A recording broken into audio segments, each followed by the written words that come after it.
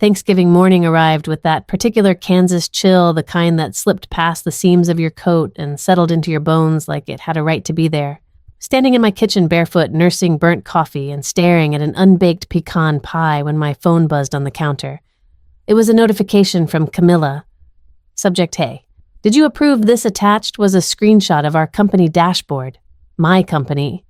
There, in the back-end access log of Branch Design Co. was a new user profile, Colton Bellamy, CEO designate. I blinked.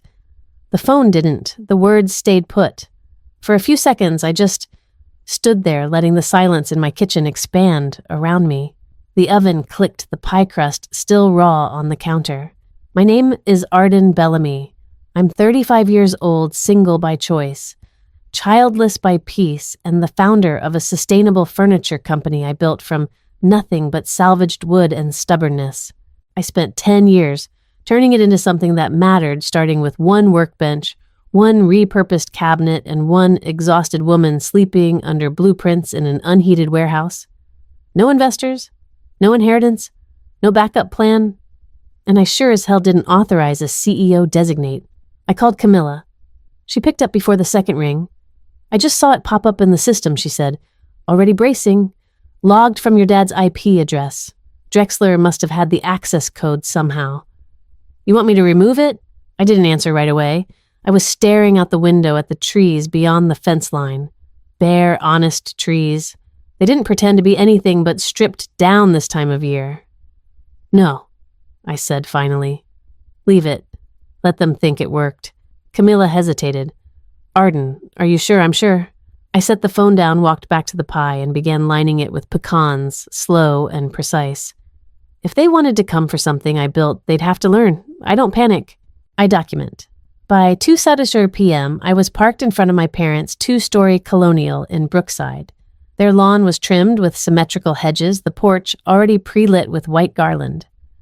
My brother's SUV, oversized and overcompensating, was angled across the driveway like a proclamation. Dinner was exactly what I expected. Turkey, cranberry, my mother's harvest centerpiece placed like a crown between salt shakers shaped like pilgrims, and Colton, charming as ever, wearing a cashmere sweater and the smug calm of someone who always believed the universe would eventually pivot back to him. He was mid-story about some networking opportunity at a hotel bar when my father cut in. So Arden, he said, not bothering to meet my eyes, your mother and I were thinking it's probably time to give Colton a real shot with the business. I didn't look up from my plate. I kept slicing into the turkey as if that sentence hadn't just lit a match under the table. He's got good instincts, my mother added quickly. And the timing's perfect now that you're expanding. Maybe you could train him up slowly. Co-direct the next phase. He needs this more than you. There it was. 5 words. He needs this more than you. Not you've built something incredible. Not we're proud of you. Just a reminder that my labor was theirs to redistribute. That because I'd chosen not to marry, not to give them grandkids, not to tie my identity to a man or a mortgage, I was now the flexible one, the reasonable one, the one whose achievements were transferable. Colton smiled at me across the table. He didn't say thank you. He didn't have to. I set my fork down, gently folded my napkin, and gave a nod I'd perfected over the years. That slow, measured, non-reactive nod women learn to survive family dinners without flipping the table. No one noticed that I hadn't said yes. No one asked if I would. They just moved on. Lauren, the cousin who taught yoga in Denver, was talking about her new dog. My mother asked Colton if he'd be willing to fix the outdoor lights before the evening ended. My father poured another round of wine like the room wasn't tilting on its axis. I kept my hands folded in my lap, calm and still. My heartbeat was steady, but a strange warmth bloomed behind my ribs. Not anger clarity. The kind that makes cold air feel sharp in your lungs. The kind you only get after enough years of being underestimated until one day you realize underestimation is its own kind of freedom. They thought they could name my successor, but they'd forgotten the most important part. You can't inherit something that was never yours to begin with. Not the company, not the name, and definitely not me. So I smiled back at Colton and said nothing.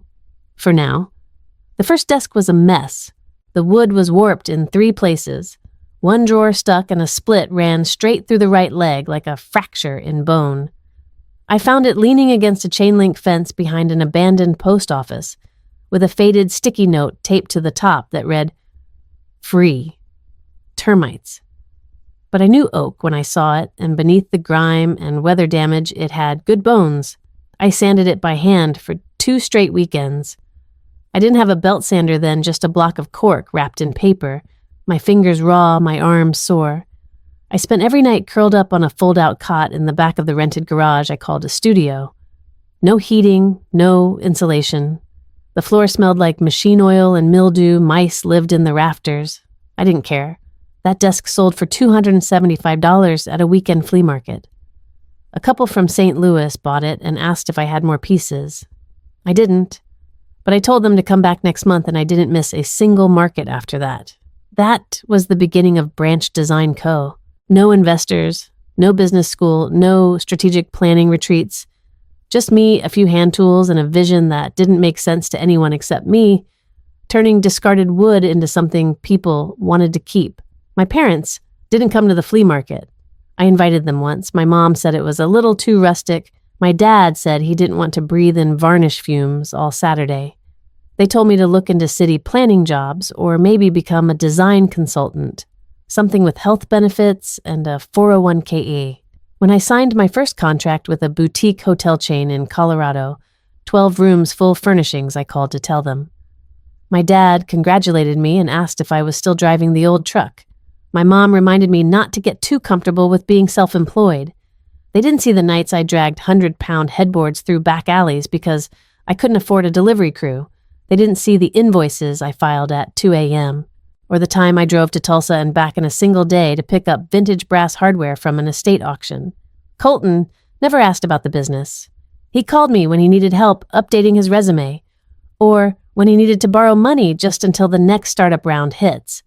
There was always a round, always a new idea, always a new investor this close to confirming.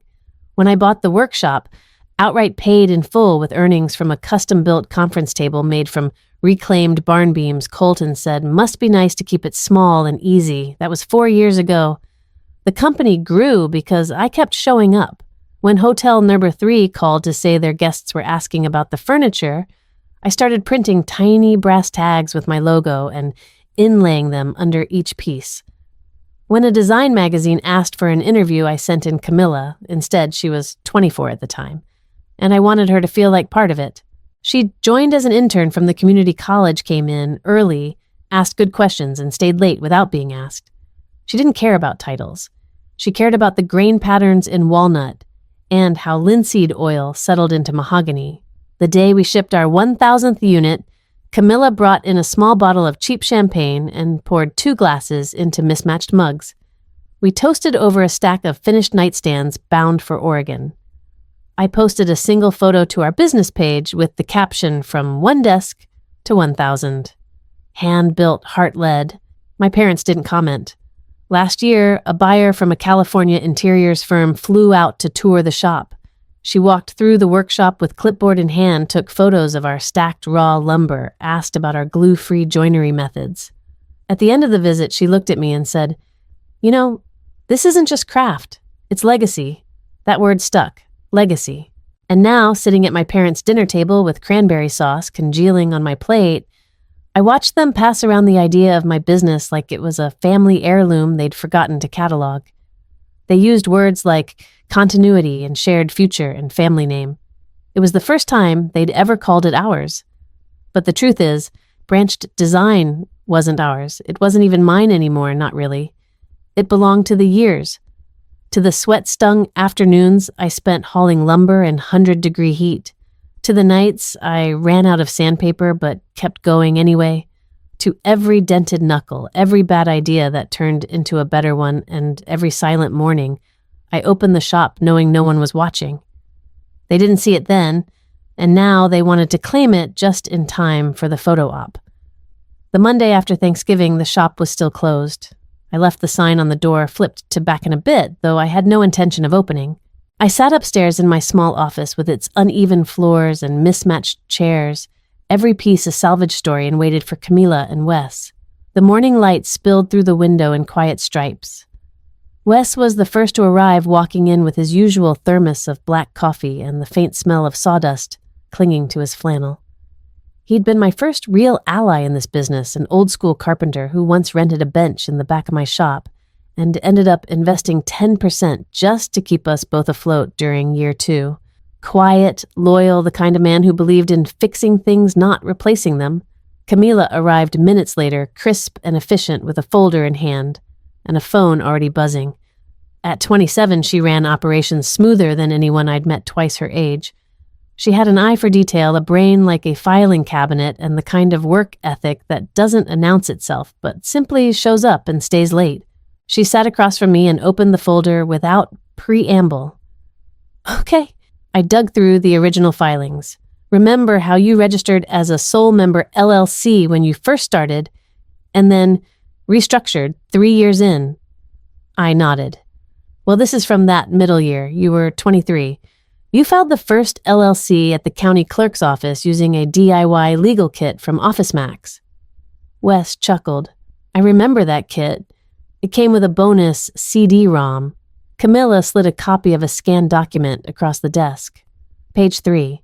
Look under provisional stakeholders in the event of dissolution or incapacitation. I leaned in. The wording was faint, slightly blurred, but clear enough. In the event the member is deemed unfit, inactive, or chooses to dissolve the business, provisional rights of stewardship transfer to the named family representatives Richard and Marcia Bellamy. I sat back. The room felt smaller. Wes cleared his throat. This isn't standard. It was included in the boilerplate template, Camila said quietly. You must have filled it out on a whim, or maybe your parents were there. I closed my eyes for a second, trying to rewind 13 years. A half-finished desk. Papers spread across a dining room table. My mom offering to help with the form, saying, "It's just legal fluff, everybody put something down." I had signed it, eager to register to feel official to be doing something. I didn't know yet how every checkbox could echo years later. They didn't have any stake in the company, I said. They never put in $1. Legally, Camila said it doesn't matter. This clause gives them grounds to claim temporary authority, especially if they argue you're unfit, unavailable, or not acting in the company's best interest. They're already acting like they own it, I murmured. Camila hesitated. That may be why Drexler filed the CEO designate tag last week. He's your family's lawyer, right? I nodded. He'd been our neighbor, growing up close with my dad since forever. Drexler handled wills, property disputes, and the occasional lawsuit between local businesses. I hadn't used him for branch design since year 1. They're building a case, Wes said, voice low and steady. They want to make it look like a natural transition. Family support. Strategic expansion. Arden steps back for the sake of growth. I laughed, but it was hollow. Strategic expansion. That's rich. We need to act now, Camila said, before anything formal gets filed. If they request an emergency hearing or try to push through a provisional transfer, they'll have a paper trail. I stood, walked to the window. The workyard was quiet below. A stack of reclaimed door panels leaned against the fence. A half-finished console table sat under tarp. Everything outside was real-touched, sanded-shaped. And yet inside this office on a single sheet of paper was a line I'd overlooked that now threatened to hand my life to someone else. They didn't believe in this company, I said, turning back. They didn't believe in me. And now they're treating it like some family trust. Camila looked at me carefully. What do you want to do? I want to make sure they can never touch it again, I said. Not now. Not ever. Wes set his coffee down. Then it's time we talk about options, real ones. And just like that, I knew the battle wasn't just over contracts or titles. It was about ownership of narrative. Who got to say what was built and by whom? If they wanted to call this a legacy, then fine. I'd show them what a real legacy looked like. One they'd never be part of. It started with a phone call from my mother delivered in that overly gentle tone she used when she wanted something to feel casual but wasn't. Just dinner, she said. We thought it'd be nice to talk everything through, clear the air, no pressure. Your father wants to explain a few things. Colton will be there too. She paused, then added, Oh, and Mr. Drexler might stop by, just to help clarify the legal side. She said, clarify like it was a recipe note. Add a pinch of legality, stir until smooth. I almost declined. I should have. But something in me, curiosity, maybe, told me to go. To see what play they thought they were running. The house smelled like garlic bread and store-bought lasagna when I walked in. Marcia was lighting candles at the table like we were hosting diplomats. Colton was already at the head of the table, swirling a glass of red wine, dressed like he was auditioning for a tech startup commercial. Arden, he said with a grin that didn't quite reach his eyes. Glad you made it. I set my coat on the back of the chair and nodded. Of course. Wouldn't miss it. Drexler arrived 10 minutes later, trench coat still damp from the drizzle, outside briefcase in hand. He looked older than I remembered, heavier around the eyes, but still sharp in posture. He shook my hand, like we were still neighbors, still equals. We didn't sit at the table right away. My father poured drinks while Drexler made small talk about how well branched design has been doing lately and how exciting it is to see family businesses transition to the next generation. The word transition hung in the air like smoke. Dinner was served. Chicken Parmesan salad from a bag, garlic knots. No one touched much of it. They were waiting for something. Halfway through the meal, my father cleared his throat and tapped his fork lightly against his glass. So he said, eyes fixed on the centerpiece, we wanted to bring something to the table tonight. Figuratively speaking, Drexler reached into his briefcase and pulled out a folder, neat, thick stapled. He slid it toward me across the table like a dealer laying down a final hand.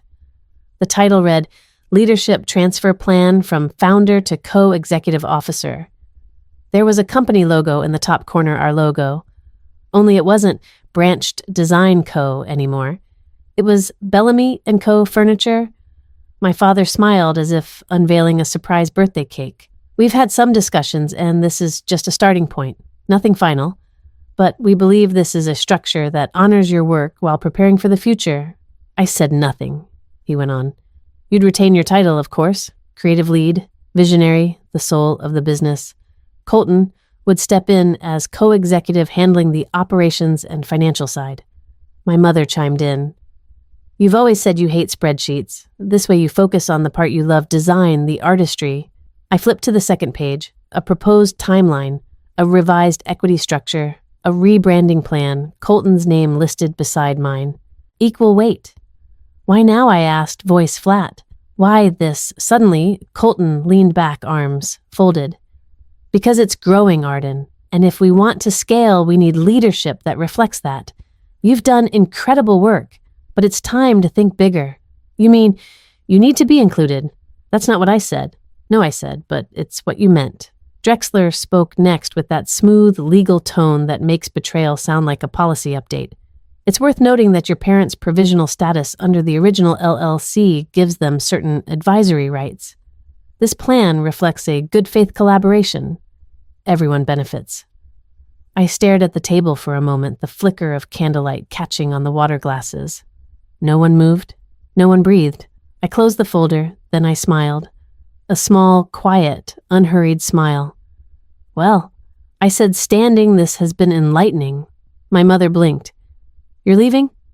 You haven't signed anything? I know. Arden honey, my father started. This is for your good. You're not being replaced. You're being elevated. It's balance. You're the soul. Colton will run the numbers. I turned to Colton.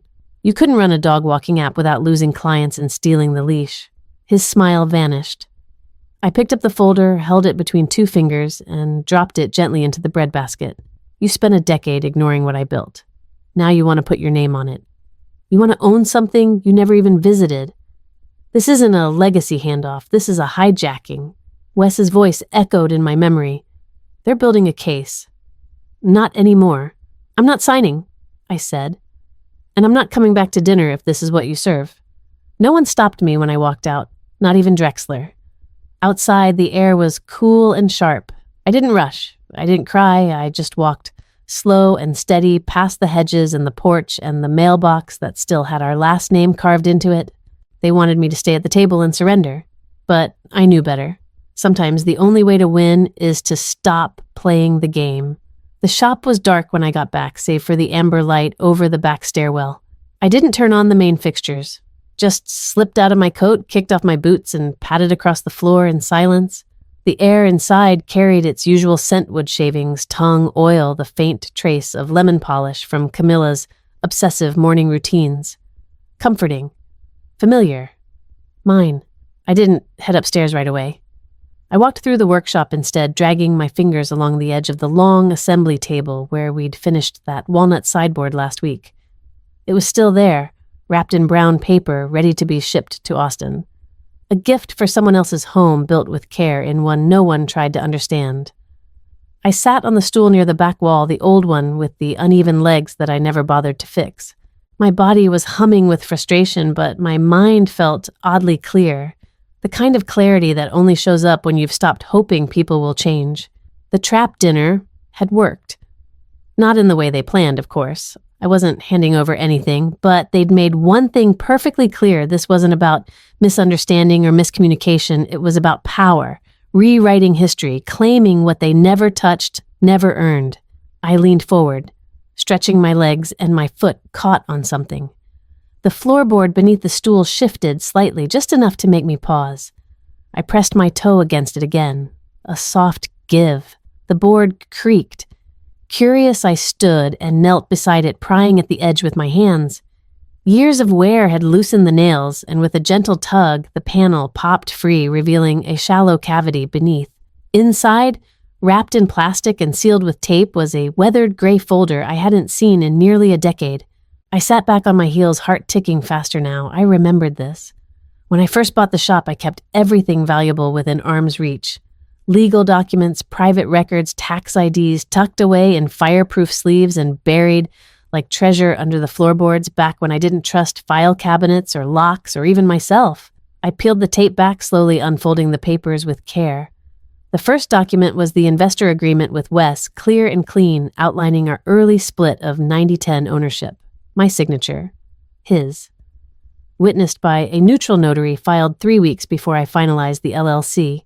The dates were crucial. Next came the itemized record of my personal asset savings tool inventory antique collections, even the receipts from when I bought the first lot of reclaimed lumber from a salvage yard in Nebraska. It was all here, handwritten and later notarized with every purchase separated from company accounts. I'd forgotten how meticulous I was in those early years, how protective. At the very back was a letter from my accountant, Esther Lynn, retired, now confirming the legal distinction between my intellectual property and any future brand structures. My name was listed as the sole rights holder for all original designs, trade names, and artistic work produced under Branch Design Co. I exhaled slowly. They couldn't touch it. Not the sketches, not the design tags, not the methods or templates or proprietary finishes, not without my written consent. Their little leadership plan had swagger, but it had no legal spine. I stood and glanced around the shop. Everything in here, every table, every joint, every beveled drawer and mortise cut was built on that buried truth. I kept my foundation clean, quiet, separated from the noise, from them. All Colton had was a title typed into a website and a family convinced that birth order trumped sweat equity. But I had paper. I had timestamps. I had time. And now I had the resolve to use them. The next day I'd call Wes. We'd begin dissolving the LLC. Start clean. New name, new registration, same soul. Because the cracks in the floor had revealed something they never saw, something they couldn't take. I didn't just build furniture. I built boundaries. There was no announcement, no dramatic email blast or sudden change in signage. Just a quiet Wednesday morning where I unlocked the door to the shop like any other day and walked in with a thermos of coffee and a folder full of plans no one else had seen yet. Wes met me upstairs an hour later, his boots tracking sawdust across the old rug in my office. He carried a manila envelope and an expression that said he'd already thought through the next 10 steps. That was the thing about Wes. He never panicked, never rushed. He just showed up ready. "You sure about this?" he asked, though we both knew the answer. I nodded. Let's build something they don't see coming. We got to work. By noon, we'd filed the dissolution papers for Branch Design Co. Wes had already contacted a lawyer. He trusted someone outside Kansas City, someone with no connections to Drexler or my family. I didn't ask many questions. I didn't need to. The new entity was registered under the name Forge Leaf Group, LLC, a holding company with a layered structure that legally separated all physical and intellectual property from anything tied to my old registration. The name came from a piece of ironwork I'd found in a shuttered blacksmith's barn years ago.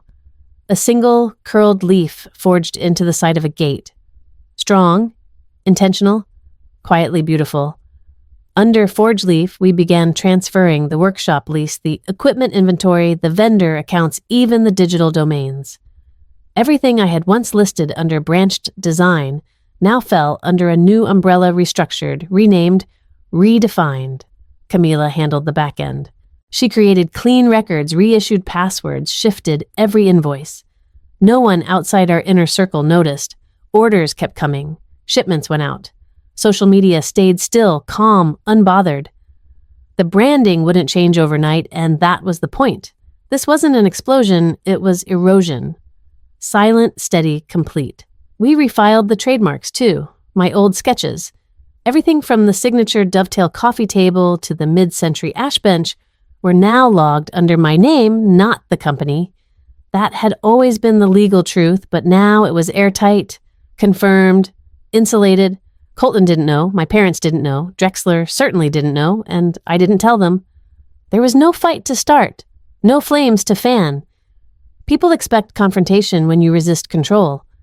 They don't expect silence. They don't expect you to disappear while they're still monologuing. Wes looked over the final confirmation that Friday. "Congratulations," he said simply. "You just ghosted your own company?" I smiled.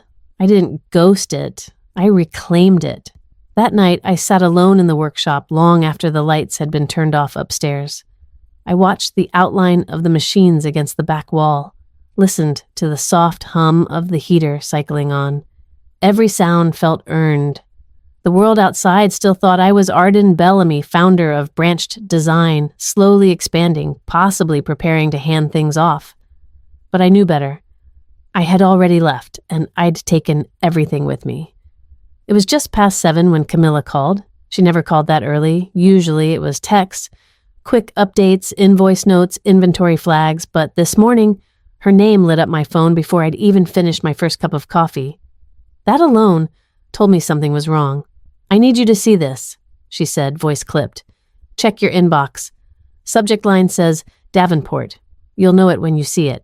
The email was from a sourcing contact we'd used once years ago when Branched Design was still operating out of the garage. The subject line read, "Re-Colton Bellamy, follow-up on signature table collaboration." My heart stopped before I even clicked. I opened the attachments. 3 PDFs. The first was a proposal sheet. Colton's name right at the top, listing him as creative co-lead Bellamy & Co. I stared at that like it was written in fire. There beneath his credentials was a photo of our signature Hawthorne Ridge dining table, one of my earliest and most personally crafted pieces. Every curve, every grain, every finish I'd built that from my grandmother's old porch boards. It was in our online portfolio. It had my name on the original blueprint, and now it had his name pitched beside it. But it wasn't just the photo. Camila had flagged the second file for a reason. It was the actual CAD file, the full 3D render we used for custom commissions. We never sent those out unless a project was approved and protected by license. And even then, we added watermarking, subtle and digital, embedded into the source code of the file. This one had our mark, a time-stamped tag with my initials and a trail that led directly back to our system. Somehow, Colton had gotten into our archives. I sat still for a moment, not angry, not even shocked, just cold. The final attachment was a forwarded email from someone at Davenport Studios. They were a competitor, sleek industrial modern stuff, bigger scale. Not as artisan, but with reach. Their email read, "Appreciate the concept. We'd be open to reworking the material sourcing. Let's talk exclusivity." Camilla's message underneath was short. "He sold your design. And he's trying to cut a deal behind your back. I checked the back end, he used your old login. Password was never changed. That's on me. I'm sorry." I stared at the screen for a long time. So this was it. Not family conflict. Not business tension. Theft. Clean and deliberate. He hadn't just stepped into my shoes, he tried to walk off with the ground beneath them. I called Camilla back. Lock everything. Change every credential. Revoke any device access linked to my old login, and get Wes on the line. I already did, she said. He's heading to the office. By the time I reached the shop, Wes was waiting in the conference nook with his laptop, open files, pulled audit logs running. His face was tight. Camilla walked me through it, he said. It's airtight. He accessed your design library 2 weeks ago, the day after that dinner. He came in here. No. Camilla said, emerging from the back, her hands still dusted with finishing powder. He didn't need to. He had your credentials from when you two shared the admin account.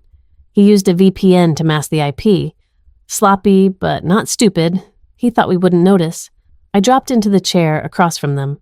So now, we make them notice. Wes nodded. Already spoke to the lawyer. Since the asset's protected under your name and the company is now under Forge Leaf, you have standing to file for both IP infringement and attempted misrepresentation. He's not protected, and neither are your parents if they're listed as involved. Camilla's voice dropped quiet, but steely. This wasn't just betrayal, Arden. This was planned. She was right. This wasn't an impulsive grab. This was months, maybe years of watching me build, then deciding he deserved to inherit it by default. Because they believed family meant ownership. Because they never believed I'd walk away. Because they never believed I'd build a door they couldn't follow me through. Wes looked up from his screen. Want to make it public? I shook my head. Not yet. First, let's finish cutting them out. They wanted a legacy. I'd give them a paper trail instead. The house hadn't changed. Same wraparound porch, same overwatered hydrangeas, same pale green shutters that my father insisted were classic. I hadn't been back since Thanksgiving, and even now as I stood at the front door, I wondered why I'd agreed to come at all. Maybe I needed to hear them say it to my face. Maybe I needed to stop hoping for something they'd never give. My mother opened the door wearing the same pearl-button cardigan she always wore when she wanted to seem warm. She stepped aside without a word and nodded me in. Dad was already seated in the den, fingers laced on his knee like he was waiting to start a deposition. The only person missing was Colton, which was fine. This wasn't for him. I sat down across from them, letting the silence stretch just long enough to take up space. Colton's not here, I asked flatly.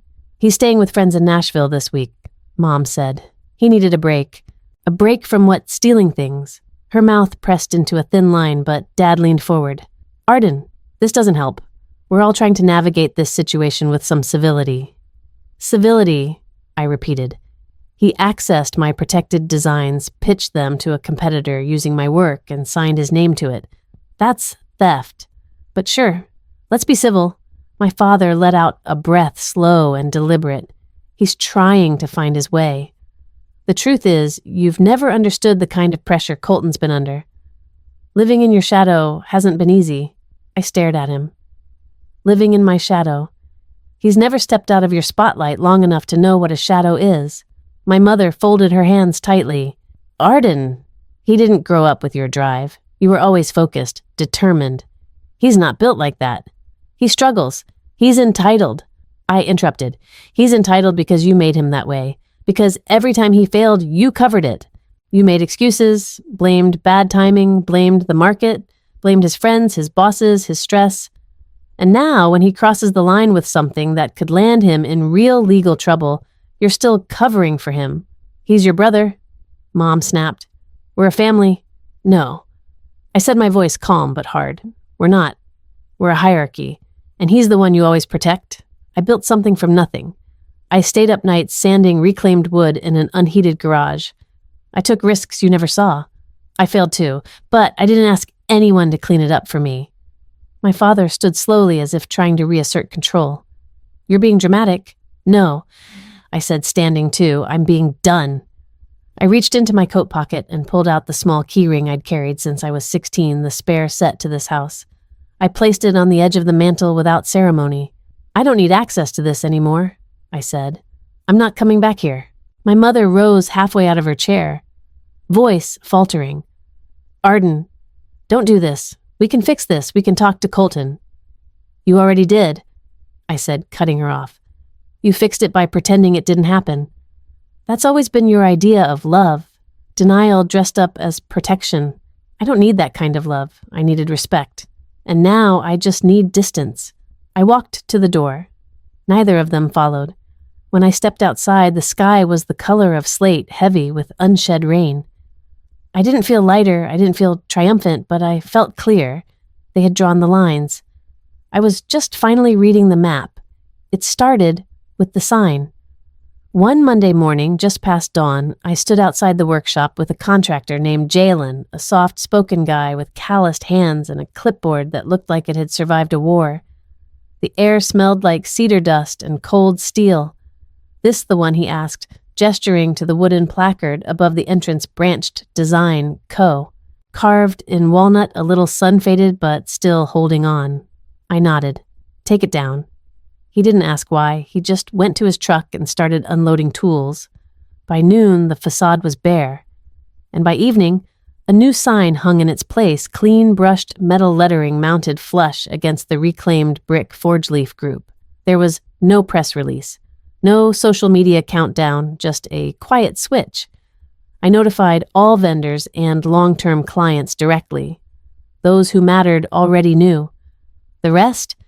They'd figure it out when the invoices changed.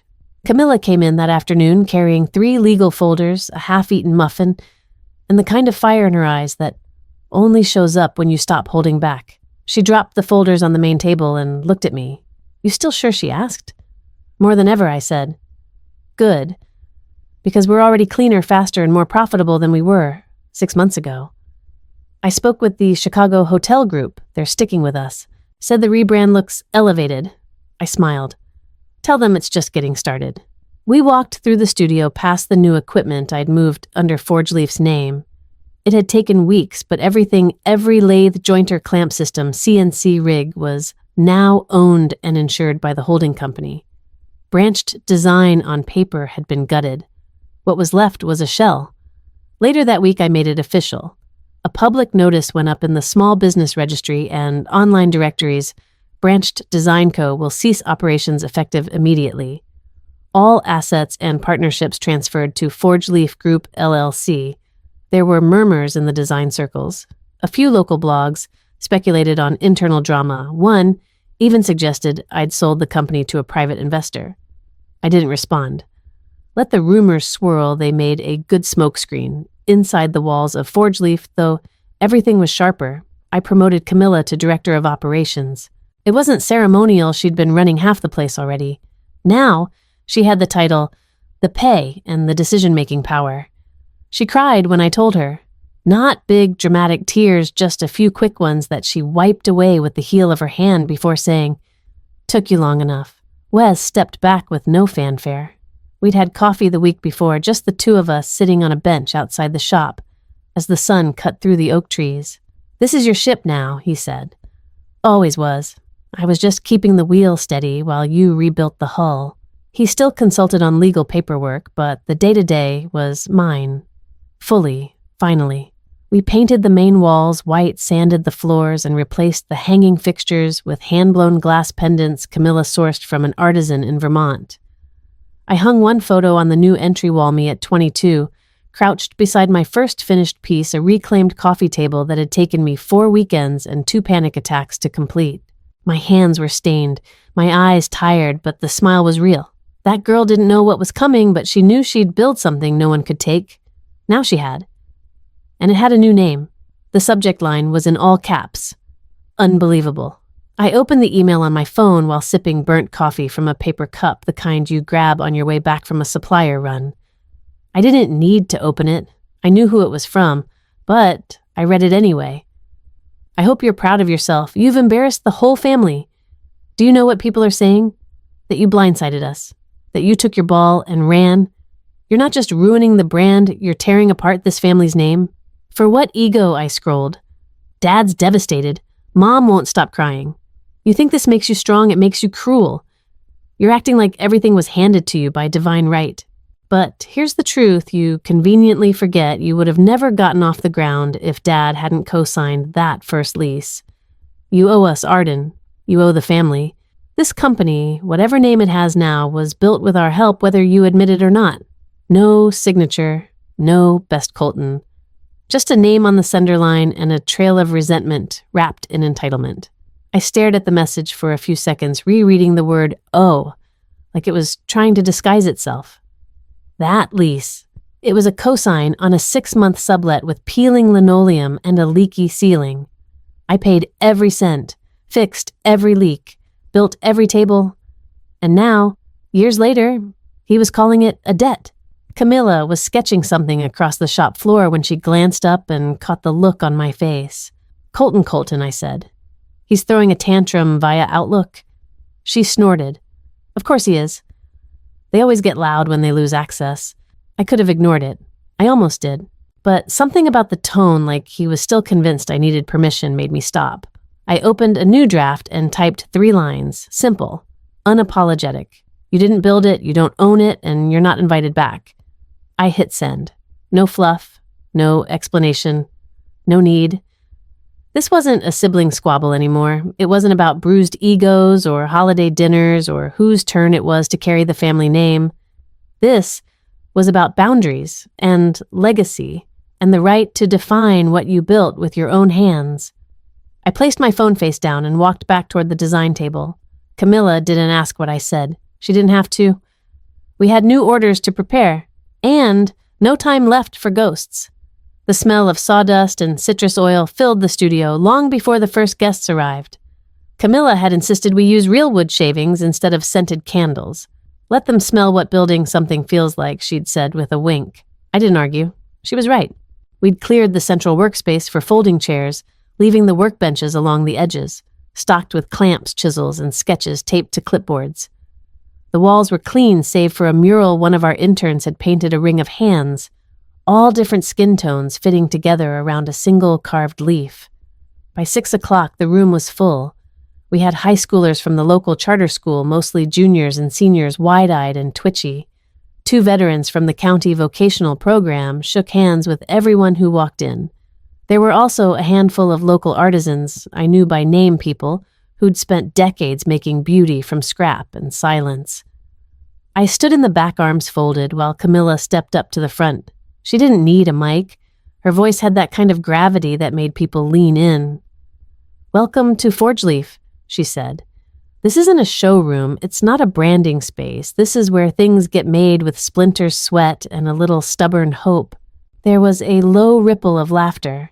She smiled, then nodded toward the front table where a simple slab of oak rested on 2 sawhorses. This piece started as discarded floorboards from an old post office. Someone else thought it was done, but someone else saw potential. That's the story we live by here. She paused. Some of you know Arden Bellamy. Some of you don't. But what you need to know is that none of this was inherited. None of this was gifted. This was built over years and pieces with mistakes and with moments that made us rethink everything. That's what this workshop is about, not perfection, but process. The room was silent. Even the teenagers had stopped whispering. I felt something then, something low in my chest, just beneath the ribs. Not pride exactly, more like recognition of who I'd been and who I wasn't anymore. I used to walk into rooms like this hoping someone would notice me, hoping someone would validate the bruises, the risk, the sheer volume of work it took to build from nothing. Now I didn't need the nod. I had the floor, even if I'd handed the mic to someone else. A girl in the second row raised her hand. She looked no older than 17, with ink-stained fingers and a sketchbook covered in band stickers. "How do you know when your work is good enough to show?" she asked. Camilla didn't look at me. She looked at the girl. "You don't," she said. "You just show it anyway. That's how you find out." The girl nodded, biting her lip like she was filing that sentence into her bones. I watched from the back as they broke into small groups gathering around tables with reclaimed wood scraps, sanding blocks, and glue clamps. One of the veterans had taken 2 students under his wing, showing them how to find the grain direction before making a cut. I didn't need to lead today. That was the point. I'd built a business. Then I built a company. But now, I was building something else. A space. A place where nobody had to justify why they were there. A place where names on deeds didn't matter as much as hands on the work. Camilla passed me on her way to the side room. "They're asking if you'll speak next time," she said under her breath. "Will I?" She shrugged. "You don't have to, but I think they'd listen." I smiled, looking back at the circle of students measuring sanding, laughing. The oak piece in the center glowed under the soft pendant lights. "I think I'd like that," I said. "Next time," because I wasn't hiding anymore. And I didn't need permission to speak. The article ran on a Tuesday morning. I didn't know it was live until my inbox started to fill with subject lines like "saw the piece, amazing," and "this is why we don't quit." The Kansas City Chronicle wasn't exactly the Times, but for a small business profile, it reached deep into the community and beyond. The headline sat at the top of the arts and culture section, from salvaged to signature Forge Leaf's founder on craft legacy and letting go. There was a photo me in the workshop, jeans dusted with saw shavings, standing beside one of our new bench pieces. My hands were crossed, not posed. I remembered the moment. The photographer had asked if I wanted to move somewhere with better light, and I'd said, "No, this is what it looks like when you build for real." The writer Leah Moreno had come by the shop 3 weeks prior. She didn't ask about the drama, not directly. She asked about process, about materials, about why I preferred rough-sawn white oak to cherry. But she knew. Everyone did. The shifts, the rebrand, the quiet but public transformation, it was all there between the lines. The article didn't name Colton or my parents, but it didn't have to. Some legacies are passed down. Others are built from the ground up, plank by plank, without applause. Arden Bellamy's journey from flea market woodworker to founder of Forge Leaf Group is a blueprint in persistence and a quiet rebuke to the idea that success must be shared with those who didn't show up to earn it. It was the line that stuck with people. It was the line they quoted in emails and DMs on sticky notes left in our mailbox. Camilla taped it to the inside of the office cabinet. I didn't ask her to take it down. My parents saw it. I knew they did. Mom subscribed to the Chronicle's print edition, had since I was in high school. She clipped recipes and letters to the editor. She would have opened to the arts section with her morning tea. Dad scrolled headlines religiously. Even if someone else hadn't sent them the link, they wouldn't have missed it. But they didn't call. No email, no text. Not even the courtesy thumbs-up reaction from Mom's usually overly polite emoji catalog. Just silence. For a second, just a flicker, I thought about reaching out first.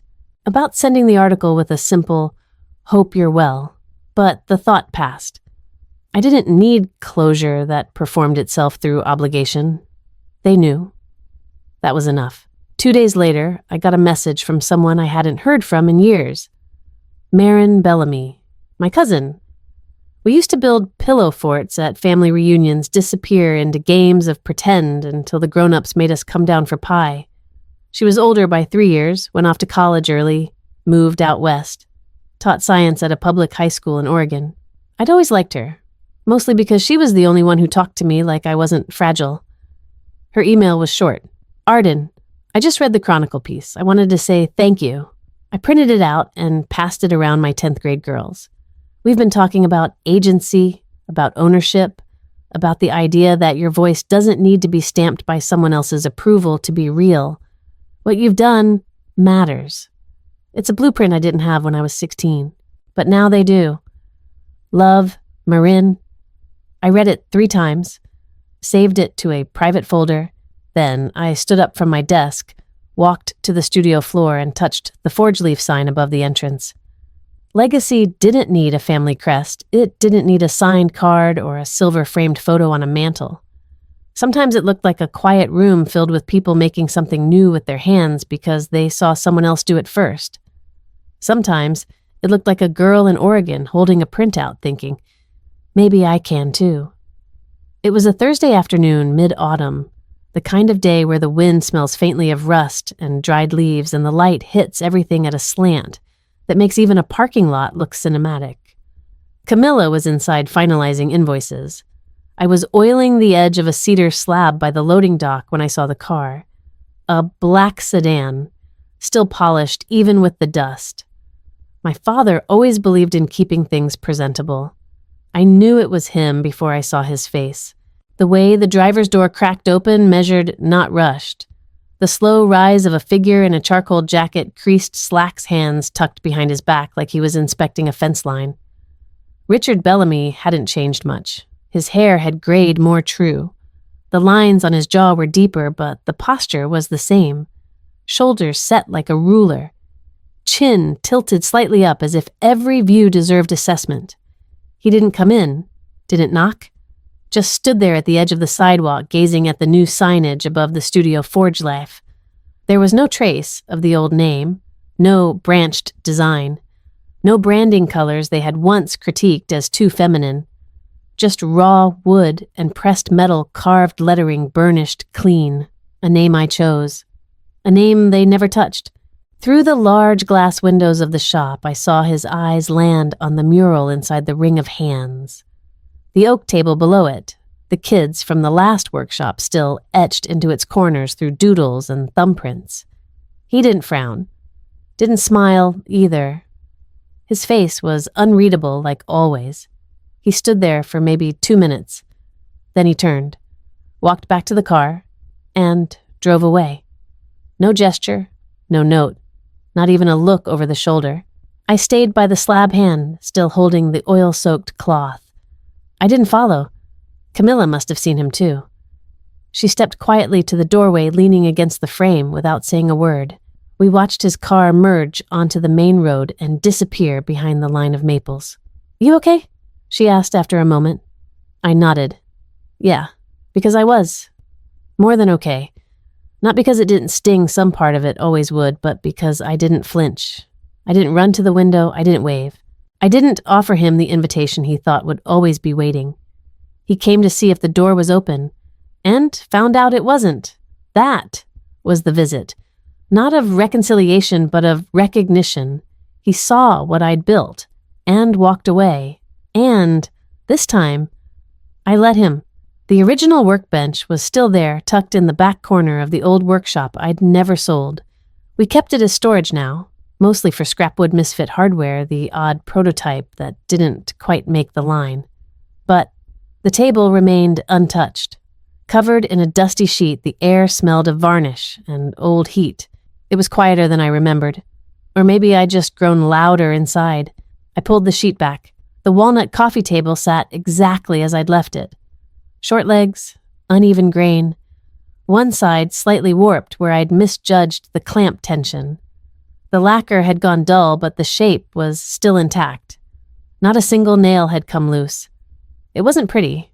Not compared to what we made now. Back then, I didn't know how to finish joints cleanly or balance structure with softness. But this table, it was mine.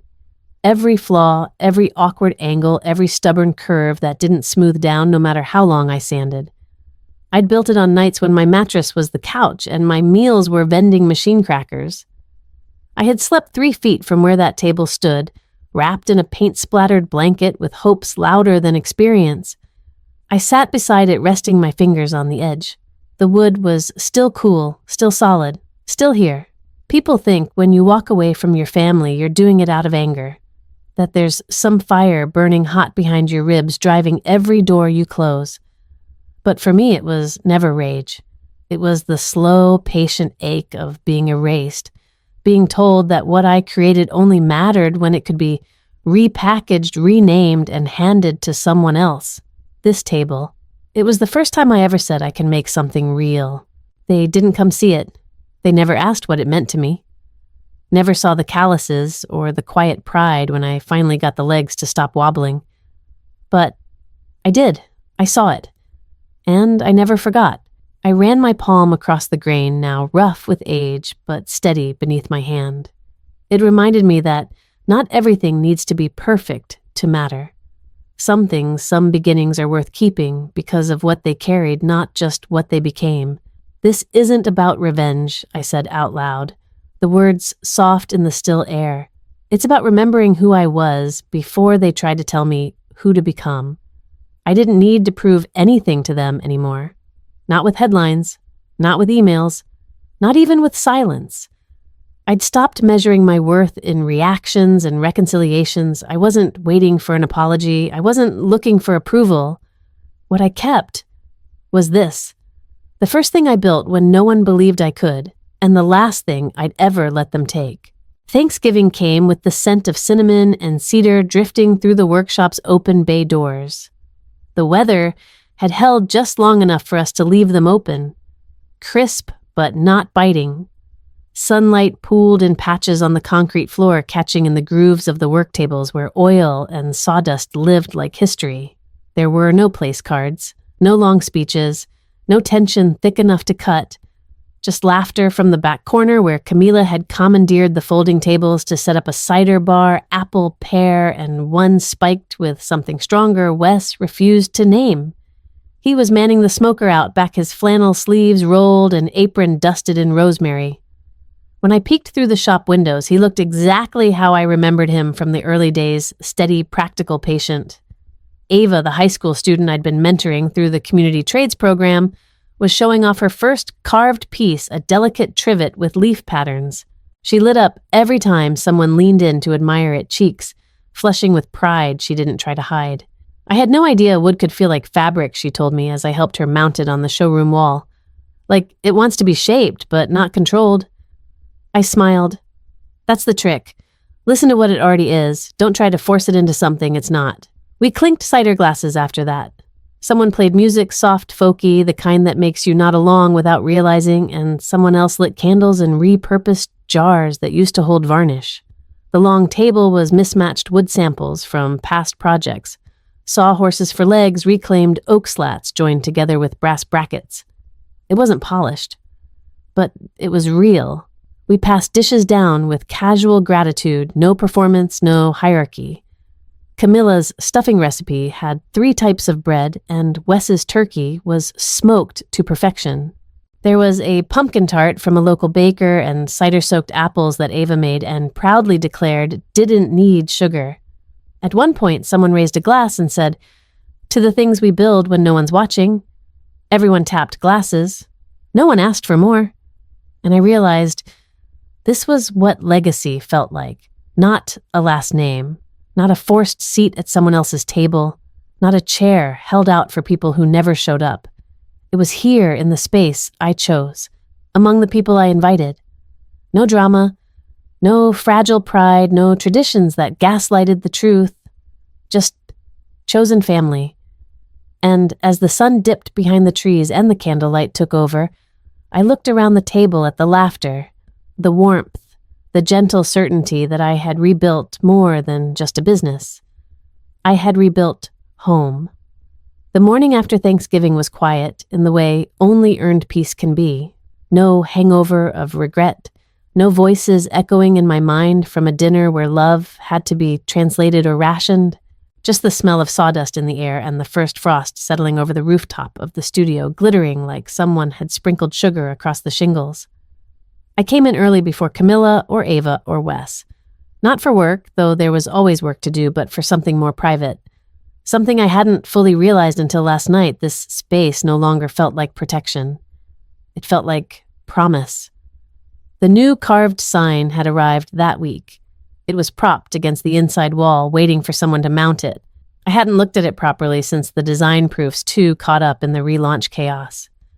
Now, alone, I knelt and unwrapped the canvas from its corners. The wood was dark chestnut sanded to a soft sheen. The lettering was hand-chiseled, not laser-cut. I'd asked for that specifically, something human, imperfect. Honest. Forge leaf built, not handed down. I stood there a while, not moving, just letting the words settle. They had wanted a legacy built on transfer, inheritance, bloodline. As if vision could be passed like china or a deed, as if I was just a vessel until they decided who was worthy. But what I'd built, what I'd reshaped, was never theirs to bestow. It was forged, bent through heat, refined through grit, molded by nights I didn't think I'd survive, by mornings I showed up anyway. They had asked me to hand it over. I chose to hand it forward. That's the difference. It wasn't revenge. Not really. though I'd be lying if I said the silence from their side didn't sting some days. But this wasn't about getting even, it was about getting right. I mounted the sign myself, took my time aligning the screws, making sure each edge was flush. When I finished, I stepped back and breathed in the faint scent of oil rising from the wood. It felt final. Not an ending, but a mark, a stake in the ground, a declaration. Wes arrived not long after, coffee in one hand, a small box of cinnamon rolls in the other. "You beat me to it," he said, nodding toward the sign. "I needed to." He didn't press, just passed me a roll and leaned against the wall like we used to back when the studio was just a dream sketched in notebooks, and we were still arguing over whether to use reclaimed pine or white oak for the first batch of shelving units. Camilla pulled up 10 minutes later, her boots tapping purposefully across the concrete. "Looks good," she said, staring at the sign. "It says what needed saying." She smiled, then added quietly, "You didn't just rebuild the company, Arden. You rebuilt what it means to belong here."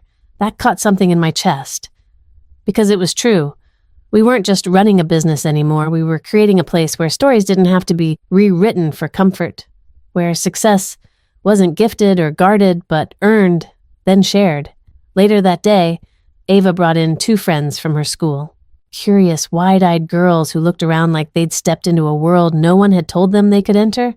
I watched them trace their hands along the grain of the tables, asking questions about carving tools and varnish and how we made the chairs curve like that.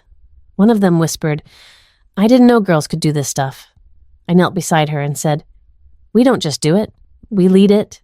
That night, after everyone left, I stayed behind a little longer, cleaned up scraps, locked the back door, turned off the lights one by one. Then I walked past the new carved sign, now lit gently by the sconces above it. Forge leaf built, not handed down. I didn't look back. I didn't need to.